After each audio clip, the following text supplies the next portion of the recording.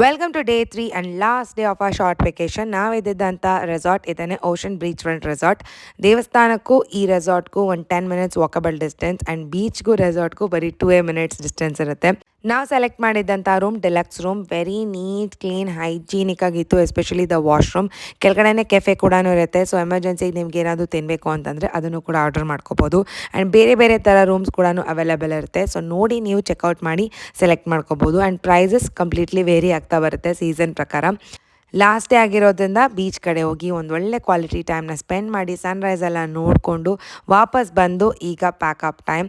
ವೆಕೇಷನ್ಗೆ ಬರುವಾಗ ಎಷ್ಟು ಖುಷಿ ಇರುತ್ತೋ ಈ ಪ್ಯಾಕಿಂಗ್ ಮಾಡಬೇಕಾದ್ರೆ ತುಂಬಾ ಅಪ್ಸೆಟ್ ಅಂತ ಅನಿಸ್ತಾ ಇರುತ್ತೆ. ಎಸ್ಪೆಷಲಿ ಇದೇ ನಮ್ಮ ಮನೆ ಅಂತ ಕನ್ಸಿಡರ್ ಮಾಡ್ಕೊಂಡ್ಬಿಟ್ಟಿರ್ತೀವಿ ಒಂದು 2 ದಿನ. ಈಗ ಪ್ಯಾಕ್ ಎಲ್ಲ ಮಾಡಿ ವಾಪಸ್ ಮನೆಗೆ ಹೋಗಬೇಕಲ್ವಾ ಅಂತ ಒಂದು ಸ್ವಲ್ಪ ಬೇಜಾರಿರುತ್ತೆ.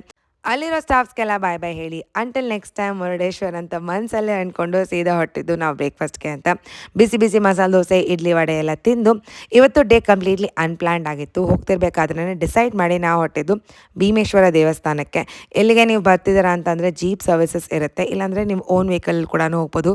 ಬಟ್ ಪ್ರಾಬ್ಲಮ್ ಅಂತಂದರೆ ದ ರೋಡ್ಸ್ ನೋಡ್ಬೋದು ನೀವು. ಕಾಂಕ್ರೀಟ್ ರೋಡ್ಸ್ ಅಥವಾ ತಾರ್ ರೋಡ್ಸ್ ಎಲ್ಲ ಕಂಪ್ಲೀಟ್ಲಿ ಆಫ್ ರೋಡಿಂಗ್ ಇತ್ತು.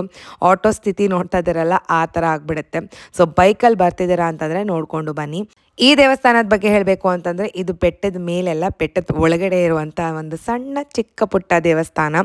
Very beautiful, especially rainy and monsoon ಸೀಸನಲ್ಲಿ ಬಂದರೆ ಇಲ್ಲಿ ನೀರು ಹರಿತಾ ಹೋಗುತ್ತೆ, ಒಂದು ಫಾಲ್ಸ್ ಇರುತ್ತೆ, ಆಗ ನೋಡೋದಕ್ಕೆ ಇಟ್ ವಿಲ್ ಬಿ ಅಮೇಝಿಂಗ್. ಇದು ಶಿವರಾತ್ರಿಯ ನೆಕ್ಸ್ಟ್ ಡೇ ಆಗಿರೋದ್ರಿಂದ ಅಲ್ಲಿ ವಿಶೇಷ ಪೂಜೆ ನಡೀತಿತ್ತು, ಹೋಮ ನಡೀತಿತ್ತು. ಅದನ್ನೆಲ್ಲ ನೋಡಿ ಒಂದು ಒಳ್ಳೆ ದರ್ಶನ ಮುಗಿಸ್ಕೊಂಡು ಅಲ್ಲೇ ನಾವು ಪ್ರಸಾದನ ಕೂಡ ತಿಂದ್ವಿ. Very tasty. ಅದೇನೋ ದೇವಸ್ಥಾನದ ಪ್ರಸಾದ ಅಂದರೆ ಸಿಂಪಲ್ ಇರುತ್ತೆ, ಬಟ್ ವೆರಿ ವೆರಿ ಟೇಸ್ಟಿ. ಕೆಲವೊಂದು ಟೆಂಪಲ್ಸ್ಗೆ ನಾವು ಪ್ಲ್ಯಾನ್ ಮಾಡಿದ್ರು ಹೋಗೋದಕ್ಕೆ ಆಗೋದಿಲ್ಲ. ಇನ್ನು ಕೆಲವೊಂದು ಟೆಂಪಲ್ಸ್ಗೆ ಅನ್ಪ್ಲ್ಯಾನ್ಡ್ ಆಗಿದ್ರೂ ಆ ದೇವರೇ ನಮ್ಮನ್ನು ಕರ್ಸ್ಕೊತಾರೆ. ಆ ಥರ ಅನ್ಪ್ಲ್ಯಾನ್ಡ್ ಆಗಿ ಹೋಗಿರುವಂಥ ದೇವಸ್ಥಾನ ನಮ್ಮ ನೆಕ್ಸ್ಟ್ ಸ್ಟಾಪ್ ಚೌಡೇಶ್ವರಿ ದೇವಸ್ಥಾನ. ಇಲ್ಲಿ ನಾವು ಹೋಗಬೇಕು ಅಂತ ಅಂದ್ಕೊಂಡೇ ಇರಲಿಲ್ಲ, ಬಟ್ ಸಡನ್ನಾಗಿ ಇಲ್ಲೇ ಹತ್ರದಲ್ಲಿ ಇದೆಯಲ್ಲ ಅಂತ ಅಂದು ನಾವು ಹೊಟ್ವಿ. ಆ್ಯಂಡ್ ಇಲ್ಲೂ ಕೂಡ ಅಷ್ಟೇ ಎಕ್ಸಾಮ್ ಟೈಮ್ ಆಗಿರೋದ್ರಿಂದ ಯಾರೂ ಜಾಸ್ತಿ ಜನ ಇರಲೇ ಇಲ್ಲ, ವೆರಿ ಫ್ಯೂ ಪೀಪಲ್. ಆ್ಯಂಡ್ 4 ಗಂಟೆಗೆ ಕರೆಕ್ಟಾಗಿ ದೇವಸ್ಥಾನ ಓಪನ್ ಆಗುತ್ತೆ. ಆ ಟೈಮ್ಗೆ ಹೋಗಿ ಒಂದು ಒಳ್ಳೆ ದರ್ಶನ ಮಾಡಿಕೊಂಡು ಪೀಸ್ಫುಲ್ಲಾಗಿ ಕೂತು ಒಂದು ಒಳ್ಳೆ ಟೈಮ್ನ ಸ್ಪೆಂಡ್ ಮಾಡಿ ವಾಪಸ್ ಹೊರಟಿದ್ದು ನಾವು ಬ್ಯಾಂಗ್ಳೂರು ಕಡೆಗೆ. ಈ ದೇವಸ್ಥಾನನ ನೋಡಿಕೊಂಡು ಬೇಕು ಅಂತಂದರೆ ನೀವು ಕೊಲ್ಲೂರು ಮೂಕಾಂಬಿಕೆ ಕೂಡ ನೋಡ್ಕೊಂಬರ್ಬೋದು. ಬಟ್ ನಮಗೆ ಟೈಮ್ ಕನ್ಸ್ಟ್ರೆಂಟ್ಸ್ ಇರೋದ್ರಿಂದ ವಾಪಸ್ ಬ್ಯಾಂಗ್ಳೂರ್ಗೆ ಹೊರಡಬೇಕಾಗಿತ್ತು.